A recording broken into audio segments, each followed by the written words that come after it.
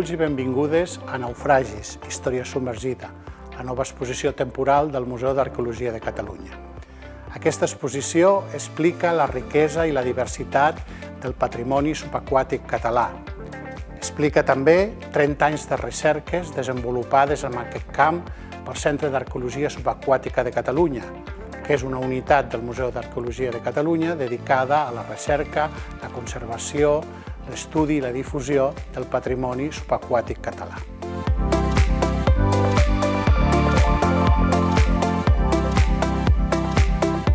A l'exposició també expliquem com excavem els arqueòlegs sota l'aigua, les diferents fases que es desenvolupen en una excavació subaquàtica i les particularitats i especificitats d'aquest medi subaquàtic.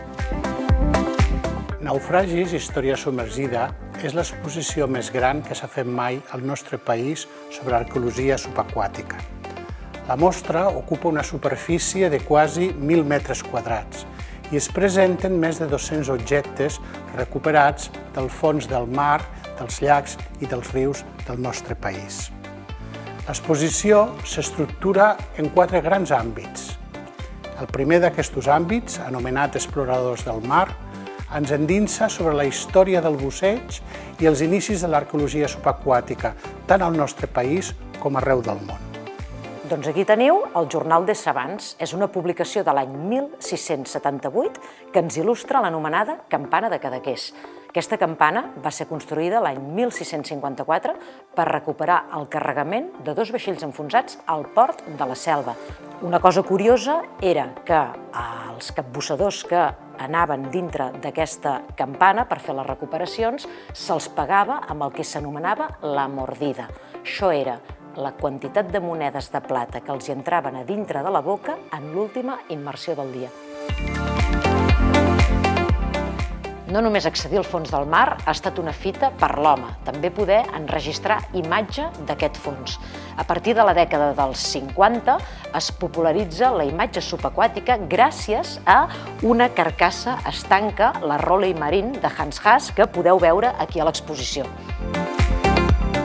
L'àmbit segon, de vaixells i mariners, ens explica els grans temes als quals l'arqueologia subaquàtica del nostre país s'ha dedicat durant tots aquests 30 anys d'existència del Centre d'Arqueologia Subaquàtica de Catalunya.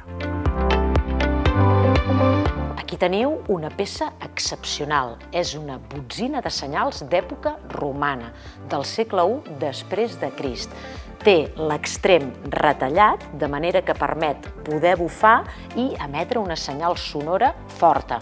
A més, té unes marques de plom que ens diuen que portaria una corretja de cuir per poder penjar l'objecte al mariner que la duia.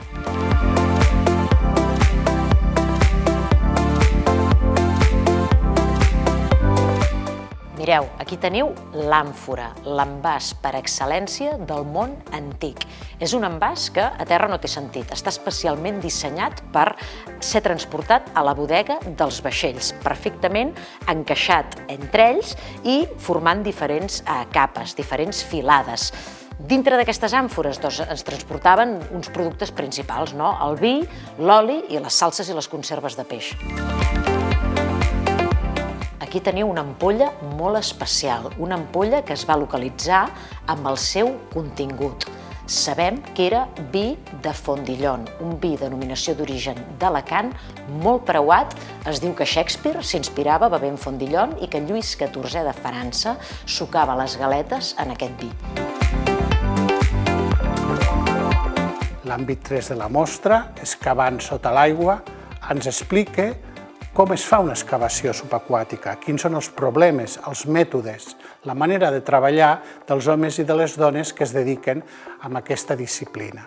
A Catalunya tenim molts jaciments subaquàtics. Un dels més rellevants és l'Illes Formigues II. Es tracta d'un vaixell romà de finals del segle I abans de Crist que s'enfonsa mentre transportava un carregament de salons i salses de peix envasat en aquestes àmfores que venien de la Bètica, l'actual Andalusia. Aquí teniu un barril de pólvora que portava el vaixell del Tebre I i allà un barril de bales de mosquet, bales de plom. Aquesta pólvora s'utilitzaria per disparar peces d'artilleria com aquestes. I finalment l'exposició es clou amb un àmbit anomenat un patrimoni a protegir que vol sensibilitzar el visitant sobre la importància de conservar aquest patrimoni que no és únicament un patrimoni de Catalunya, sinó del conjunt de la humanitat. Aquest any commemorem el 30è aniversari de la creació del Centre d'Arqueologia Subaquàtica de Catalunya. 30 anys estudiant, conservant, documentant, protegint i difonent un patrimoni arqueològic subaquàtic excepcional que ens explica la nostra història. L'exposició proposa al visitant una capbussada al fons del mar, a la descoberta de la riquesa i la diversitat del patrimoni subaquàtic català. I descobrireu moltes històries fascinants, vinculades a tots aquests objectes que es presenten a la mostra. Veniu i visiteu Naufragis, història submergida, una aventura fascinant al fons del nostre mar.